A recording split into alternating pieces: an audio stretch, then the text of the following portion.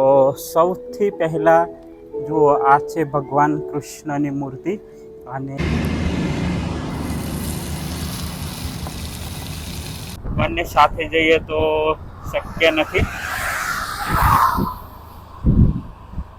ચલો by. Good morning મિત્રો, કેમ છો? આશા કરું કે તમે બધા મજામાં જશો અને આપણે પણ મજામાં જ છીએ. અને મિત્રો, અમે ઉદયપુરથી આ બાજુ લગભગ 50 કિલોમીટર જેવું બાકી છે અને ત્યાં અમે પેટ્રોલ પંપે રોકાયા હતા અને સરસ એવી સુવિધા છે. મતલબ અહીં અમને કોઈ તકલીફ નથી પડી. નાહી ધોઈને કમ્પ્લીટ ફ્રેશ થઈ ગયા છીએ અને હવે અમે ધીરે ધીરે આગળ વધીશું. અને અમારા જે ભાઈ છે તે કેમ છે? મજામાં? હા, મજામાં. કેવું રહે છે યાત્રા કરવામાં? બહુ મજા આવે છે. સાયકલ યાત્રાથી કાલે તો મારી સાયકલ ઉડી જવાની હતી રાતે, અને બોટલ તો જ્યાં ઉડી ગઈ છે, પણ આગળ થઈને નવી લઈ લેશું. અને મિત્રો, કાલે સાંજના ટાઈમે એટલું વાવાઝોડું આવ્યું અને એટલું પવન હતો કે ખૂબ જ પવન હતો, અને જેના કારણે અમને થોડી તકલીફ પડી હતી. પરંતુ અમે ફાઇનલી આ પેટ્રોલ પંપે જે ભાઈ અહીંના જે ઓનર છે તેમને વાત કરીને રોકાઈ ગયા હતા અને હવે ધીરે ધીરે આગળ વધીશું. અત્યારે લગભગ 8 વાગી ગયા છે અને અમે બંને ભાઈ નાસ્તો કરવા માટે બેઠા છીએ. પહેલાં ખાવું પછી બીજું ને? પહેલાં ખાવાનું પછી નાના પણ ખાવું તો પડે યાર, સાયકલ ખેંચવાની કેટલું કાઢવું પડે. તો નાસ્તો કરી અને ધીરે ધીરે આગળ વધીશું. તો આપણે નાસ્તો કરી લીધો છે અને હવે આપણે ઉદયપુર જઈશું. એટલે કે આજનો ટાર્ગેટ છે 100 કિલોમીટર ઉપર છે, એટલે ઉદયપુર લગભગ 40 કિલોમીટર છે અને તેનાથી આગળ ક્યાંક આપણે રોકાશું. તો ચાલો હવે ધીરે ધીરે આગળ વધીએ. આજે લગભગ 100 કિલોમીટર ઉપર આપણું ટાર્ગેટ છે.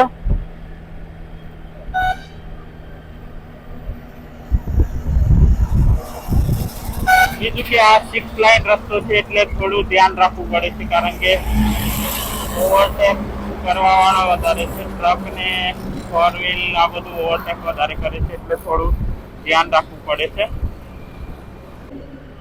મિત્રો, અહીં અરવલ્લીની પર્વતમાળા છે અને જેના કારણે થોડું વાતાવરણ સારું છે, મતલબ ઠંડક રહે છે. ઉનાળાને કારણે ગરમી તો વધારે જ છે, પરંતુ ઠંડક બી સારી રહે છે.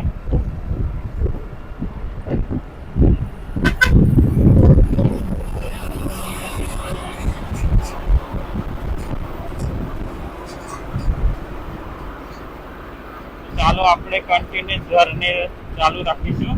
અને તો મિત્રો, આપણે ફાઇનલી આગળ વધી રહ્યા છે ધીરે ધીરે, અને આગળ જાય છે અમારા મહીસાગરના અજુભાઈ. તો તેમને આપણે ફાઇનલી બાય બાય કરી અને નીકળી જઈશું, કારણ કે બંને સાથે જઈએ તો શક્ય નથી. ચલો બાય.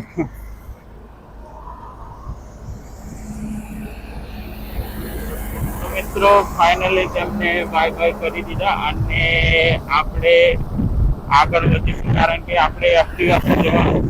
તો સાયકલ વાળા ભાઈ જોડે આપણે જો જઈશું તો વધારે ટાઈમ લાગશે અને એ આપણા માટે શક્ય નથી. એટલે આપણે ફાઇનલી આગળ વધી રહ્યા છીએ.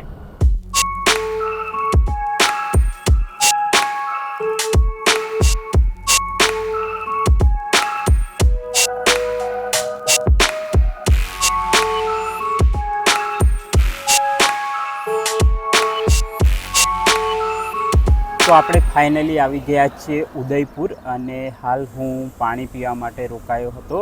અને મિત્રો, ઉદયપુરની વાત કરવામાં આવે તો ઉદયપુરની અંદર ઘણું બધું જોવાલાયક છે, અને હું શિયાળાની અંદર આવ્યો હતો ત્યારે આ વિડીયો બનાવેલો હતો.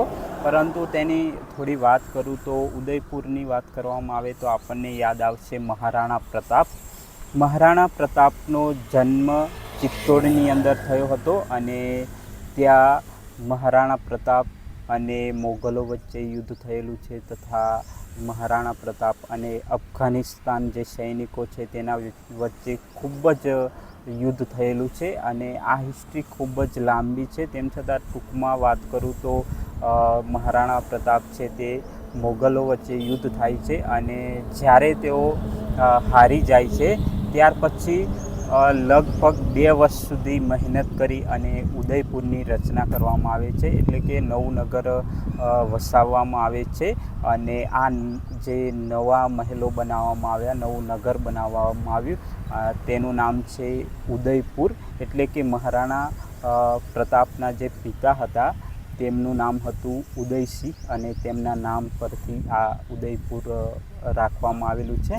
અને બીજી વાત કરું તો ઉદયપુરની અંદર ઘણું બધું જોવાલાયક છે, જેમ કે લગભગ 2-3 મહેલો છે. એક ડુંગર પર પણ મહેલ આવેલો છે અને બીજા નીચે મહેલ આવેલા છે. ઘણી બધી જોવાલાયક ઝીલો આવેલી છે અને તે પણ જ્યારે પણ તમે અહીંથી પસાર થાવ તો ઉદયપુર સિટીની અંદર જ આવેલું છે આ બધું, તો જોવા માટે જરૂર જાજો. અને હવે આપણે ધીરે ધીરે આગળ વધીશું. વિડીયો જરૂર જોજો, સાથે સાથે સપોર્ટ પણ જરૂર કરજો. यहाँ से नाथ द्वारा છે 35 કિલોમીટર, અજમેર છે 250 કિલોમીટર.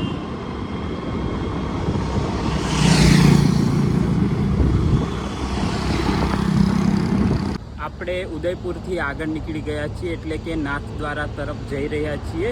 અને રસ્તાની અંદર અમને એક ભાઈ મળી ગયા અને તેઓ ભારત યાત્રા કરી રહ્યા છે.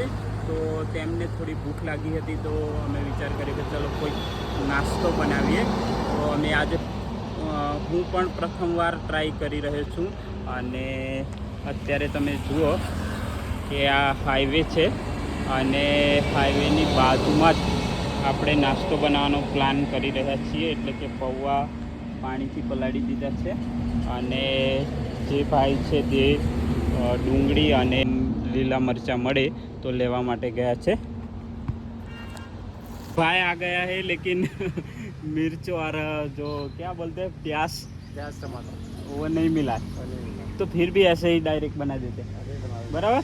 तो चलो हम बनाते हैं आज कुछ नया.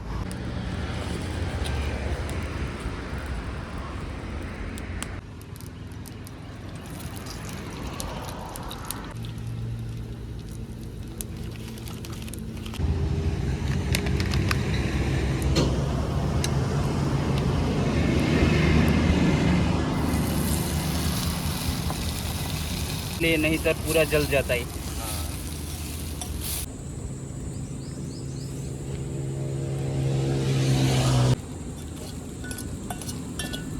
ઓકે, તો મિત્રો આપણો જે નાસ્તો છે તે તૈયાર થઈ ગયો છે અને ભાઈ પણ ખાવાનું ચાલુ કરી દીધું છે.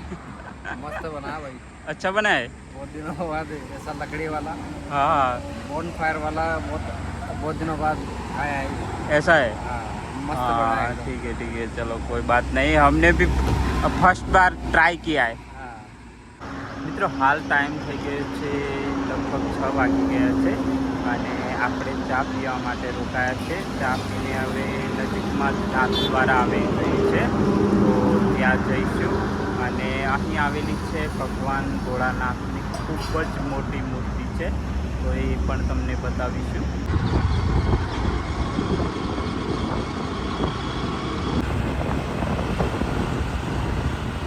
મિત્રો સૂરજ આથમવાની તૈયારી છે, મતલબ થોડાક ટાઈમની અંદર જ આથમી જશે. અને સામે દેખાય તે નાથ દ્વારા છે અને અહીં એક જોવાલાયક સરસ જગ્યા છે, તે તમને બતાવવા માટે આપણે અહીં આવ્યા છીએ. અને થોડીક જ વારમાં આપણે ત્યાં જઈ રહ્યા છીએ. અને આ જગ્યા ખરેખર જોવાલાયક છે, ખૂબ જ સરસ જગ્યા છે. તો ચાલો. અને ઘણા મિત્રોનો સવાલ છે કે ભાઈ તમે આ ખાટલો કેમ સાથે રાખો છો, ને આ ઘણા બધા સવાલ હોય છે. પરંતુ તેનું મુખ્ય કારણ એ છે કે આપણે ટ્રાવેલિંગ કરતા હોય તો ઓછા ખર્ચની અંદર કેવી રીતે ટ્રાવેલિંગ કરવું એ આપણો ટાર્ગેટ છે. અને તેના જ કારણે આપણે ઓછા ખર્ચ કરી અને ટ્રાવેલિંગ કરીએ છીએ.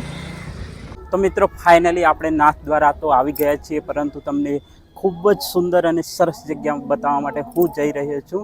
તો સૌથી પહેલાં તમને જે બતાવું તેની અંદર સૌથી પહેલાં બતાવું છું બગીચો. તો જુઓ કેટલો સરસ બગીચો છે અને સામે સૂર્ય આથમી રહ્યો છે. તો તે નજારો પણ ખૂબ જ સરસ આવે છે. અહીં બાળકો રમી રહ્યા છે. અને તેનાથી આગળ વાત કરીએ તો ખૂબ જ જોવાલાયક અને સરસ જગ્યા છે. તો સૌથી પહેલાં જુઓ, આ છે ભગવાન કૃષ્ણની મૂર્તિ અને એટલી સરસ રીતે બનાવવામાં આવેલી છે કે તમે જોશો તો ખૂબ જ ખુશ થઈ જશો.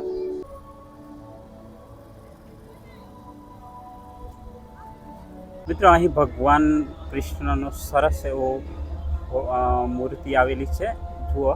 અને આજુબાજુ ગાયો અને વાછરડા તથા અલગ અલગ મૂર્તિઓ આવેલી છે. તેના નીચે પથ્થર છે અને તેના નીચે પાણી આવેલું છે. તો હવે આપણે આગળ વધીશું. ચલો મિત્રો, આગળ આવેલી છે ભગવાન શિવજીની મોટી મૂર્તિ આવેલી છે. અને આવી મૂર્તિ મારા માટે લગભગ હું એ પ્રથમવાર જોઉં છું અને તમને પણ બતાવીશ. તો વિડીયો અંત સુધી ज़रूर જોજો.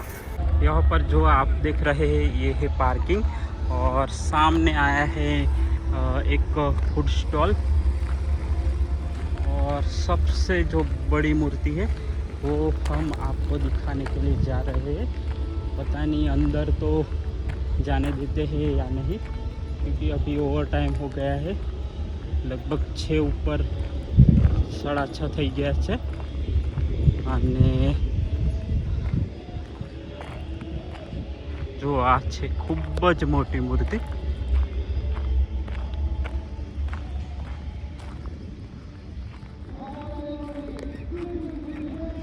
અને લગભગ ઉપર જવા માટે ટિકિટ લે છે, પરંતુ આપણી જોડે એટલો બધો ટાઈમ છે નહીં. તો આપણે બંને જે મૂર્તિઓ છે શંકર ભગવાનની અને ભગવાન કૃષ્ણની ખૂબ જ સુંદર અને સરસ મૂર્તિઓ બનાવેલી છે. તો જે જોઈ લીધી છે અને હવે આગળ વધીશું. ક્યાંક ને ક્યાંક રોકાવાનો પ્લાન કરીશું. તો ચાલો નીકળી જઈએ ફટાફટ.